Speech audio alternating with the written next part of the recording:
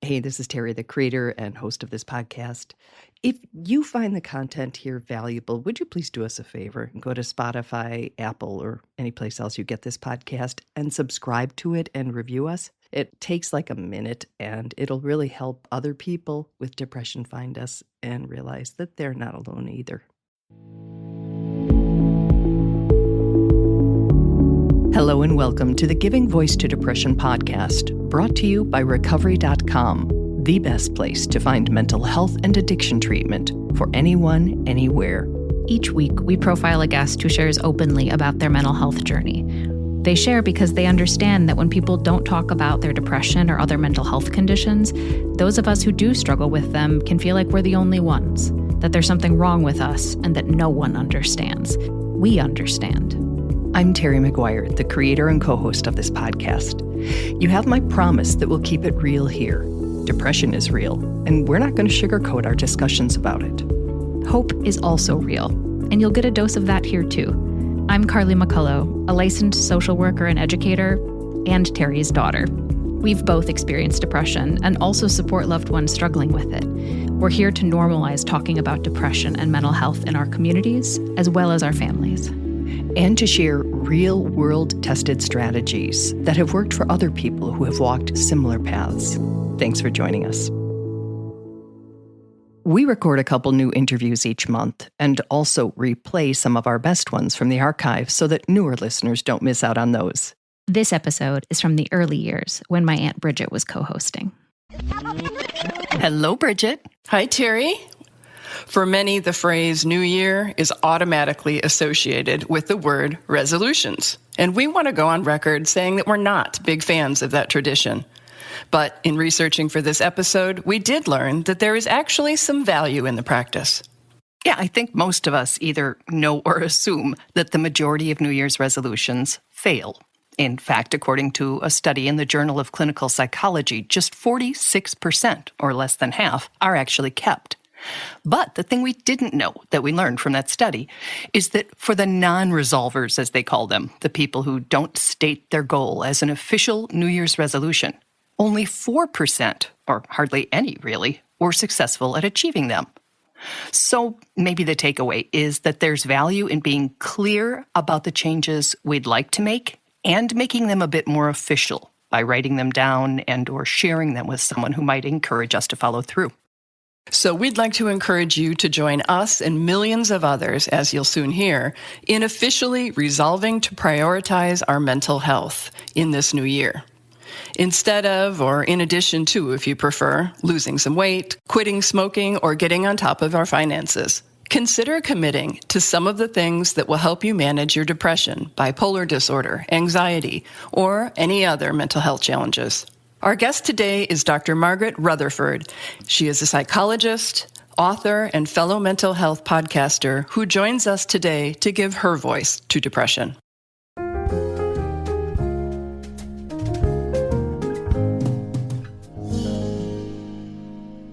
A couple days ago, the American Psychiatric Association released a study that found about 1 in 4 Americans, or more than 67 million adults, say that this year they are resolving to improve their mental health. They specified actions including meditation, plans to see a therapist, taking a break from social media, journaling, using a mental health app, and making an appointment with a psychiatrist. Yes, I was excited to read that, and when I saw the actual statistics, it was very positive. It suggested to me that people are really trying to be more proactive, that if there's been any kind of gift from the pandemic, it has been, either I didn't realize that I could actually become mentally, depressed or anxious, and now I am, or I've certainly had my share of it, or people who've been managing chronic illness had some skills at first, but, those skills have waned as this has gone on and on. So when we talk about a mental health resolution, since we all are familiar with the regular health ones, we've joined gyms and said we were going to lose 10 pounds and drink less or whatever. What are mental health resolutions that will make a difference? I think that's a great question. One of the problems with the losing 10 pounds in 3 days is that it starts off with self-loathing and shame. And I think that any goal that you set, when it is based in, I hate this about myself, I want to change it, is bound, because you will slip up, you will make a mistake, and then you pile on the shame again. And that makes that just such a very difficult dynamic to work through. So I think better kinds of resolutions recognize that our health is a totality. It's our physical health, it's our mental health, our emotional health, our spiritual health. And from that more holistic place, Dr. Margaret encourages us to set goals with the past, present, and future in mind. What I mean by that is you look at your past and say, are there things that are affecting me that I must realize? I can be aware that those things are affecting me and that I want to heal those. I want to connect with things that I've been afraid to connect with or have denied were important. So you want to look at your past. You want to look at your present to say, what can I do today that is really good self-care, not superficial self-care, not something that is just going to be kind of light and fun or something you do once and then you never do again. Real self-care is more about taking care of the small things, cleaning out a drawer or going for a walk with a friend or doing things that are very tangible, that help you sustain a better attitude. Dr. Margaret says the goal is to internally soothe ourselves, a focus that's becoming increasingly important in these strange recent years. And so we have to develop more of an internal validation and do that in the present. Things that we can say to ourselves, things that we can be aware of in the moment that are fulfilling. She says then, from that more validated and fulfilled place, we can look forward. And then there's the future, where you want to make sure you're planting seeds mentally, emotionally, physically, spiritually, that are going to come to fruition. I mean, just like you eat broccoli so you don't get colon cancer, you can say, I'm going to talk to my 8-year-old about something I struggle with. I'm going to reveal my vulnerability to my 8-year-old in an age-appropriate way. So that 18-year-old will then come to me and talk to me about their own vulnerabilities. What can you do in the present that will affect the future positively? And they're just as real things that we can do for mental health and our mental stability and our mental fulfillment than we can do for our physical fulfillment. And since physical fulfillment involves so very many facets of our lives, Dr. Margaret encourages us to think of our diet not just as the foods we consume, but as all of the things that we put or allow into our bodies, from what we listen to, watch, and read, to who we hang out with. Sure. There's a new book. It's called You Are What You Click. He's done some research. It's excellent research that for the first time shows that the more you watch and manage and are engaged in social media, the more depressed you will get. There is a directionality of that. It's not, we've kind of wondered, well, does depression, if you're depressed, then you reach out to social media? Is that the direction it is? Or if you're on social media, do you tend to get more depressed? And the answer is yes, you do. And so limiting your social media, limiting the kinds of friends you have around you. I have this saying, good givers attract good takers. Are you really giving and giving and giving in relationships and don't realize that, those relationships don't give you back much? Or are you in some kind of toxic relationship toxic friendships where, the people that you're hanging out with are complainers or are people who look on the negative side of things? You're going to absorb some of that. So you're very, again, I'll use the term proactive in what you want to surround yourself with. Okay, so we talked about some of the things we can avoid. I just want to pull up this American Psychiatric Study again, because some of the things that people said they were going to do as resolutions sort of surprised me. As we noted in the beginning, they said that they were going to meditate, see a therapist, take a break from social media, like you just mentioned, journal, and see a psychiatrist. Those are real things that can make real differences. We're not talking about bubble baths here. There are things that have been shown to make a difference. What's not on there is exercise and nutrition. Maybe people don't really still see that as very tied in with feeling good about your mental health and having good mental health. But those things are introspective things: journaling, meditation, learning that you can control how your mind functions and what you focus on. Certainly in therapy, starting therapy is such a wonderful commitment to yourself. And there are now these apps that are incredible, and that you can use them whenever you want to.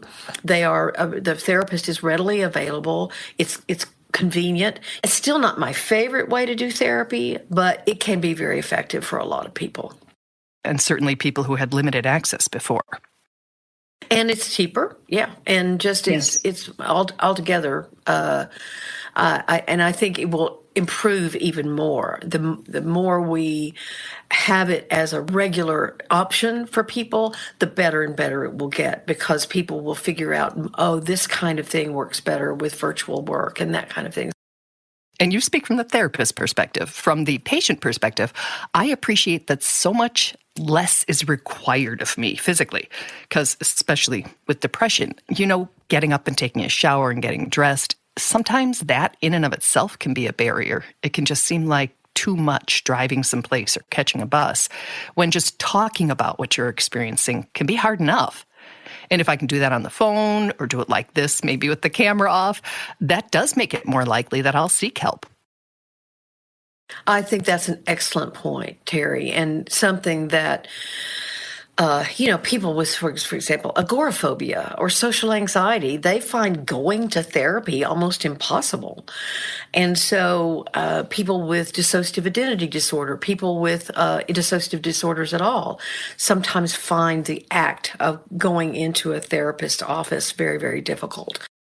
So if the pandemic has made us as individuals more aware of that fine line between being mentally well and mentally unwell, and so we might be more likely to set a resolution that involves or includes our mental health going into the new year, how can that knowledge help us step up and support other people? The awareness that someone may be struggling, and it may be obvious they're struggling, but it could be not obvious at all. I mean, I've written a whole book about that, about people who look perfect. They have perfect looking lives on the outside, but they are really despairing and lonely. And yes, but they just have this compartmentalization ability, and no one sees that. Sometimes they're not even aware of really what's going on. So I just think that having more education about what depression is, what anxiety is. I have an anxiety disorder. I have panic disorder. I actually have performance anxiety. And so, I've had people, I will say that, and they go, you're so comfortable with yourself. And I go, actually not.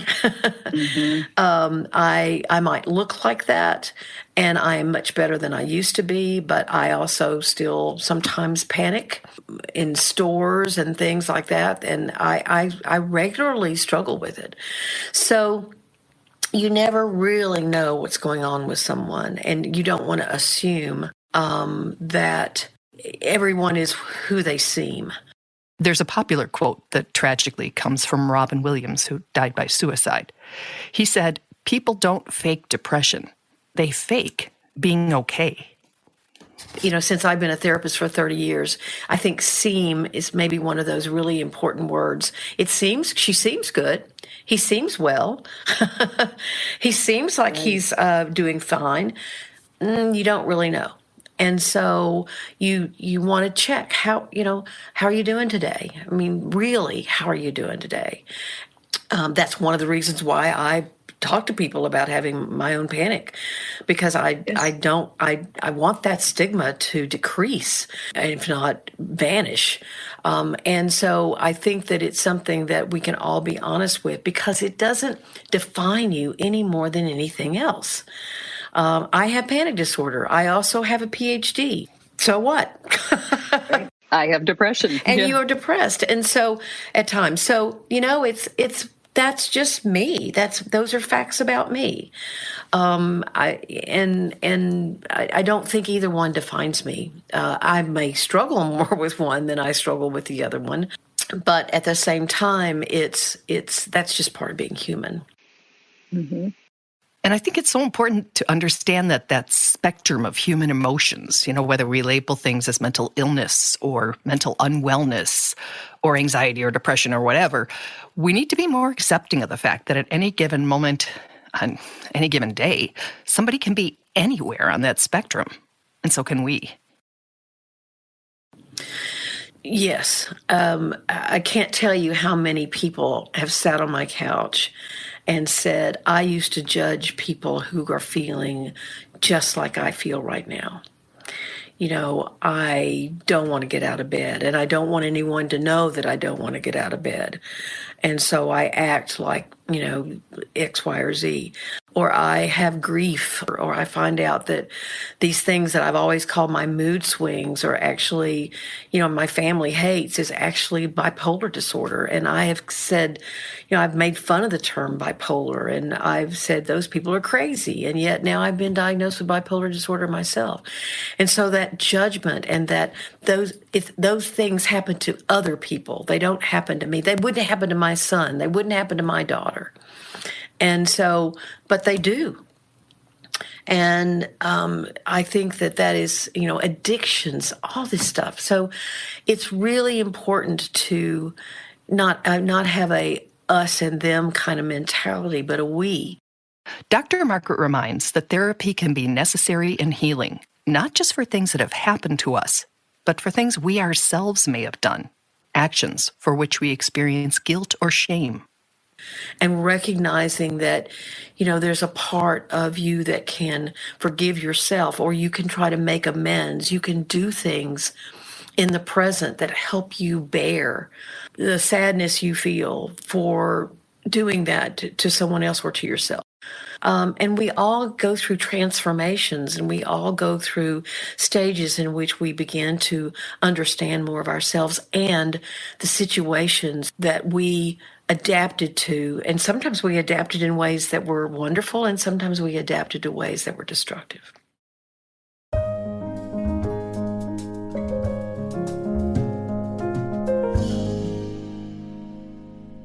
Note to self, There is no health without mental health. I've got to remember that all year. And I love that potent question of what can I do presently that will have a positive impact on my future? That's a good question to answer, not hold. It absolutely is. Speaking of questions, I read this morning. Another one of our board members, Dr. Anita Sands, posted something from Sweatpants and Coffee on Facebook, and I love that site as well. It says, instead of focusing so much on a to-do list, I'm starting a to-be list, things I want to be, right? And then it lists things she wants to be: happy, calm, loving, healthy, and awesome. So that's another option as we head into the new year. Yes. And a note that we will be linking to the American Psychiatric Association survey, in case you want to read it, as well as to Dr. Margaret's website, where you can learn about her book, Perfectly Hidden Depression, and her podcast, Self-Work. We'd like to end this episode with a section of something that we both read, enjoyed, and posted online. It's by Charles Freeman of Momentary Happiness. And it says, I hope you have some time to pause and reflect on the year that was. I hope you notice how much you have grown, how much you have achieved, and how much you've learned. I hope you find the courage to forgive yourself for any mistakes you made along the way. I hope you trust that the mistakes you made and the confusion you felt will all begin to make some sense soon. And above all, I hope that you have the courage to begin again in a new year and continue touching the world with your light. Thank you for joining us. And Terry, I love you so much. Thank you, Bridget. Continue to shine your light. Thank you, Dr. Margaret.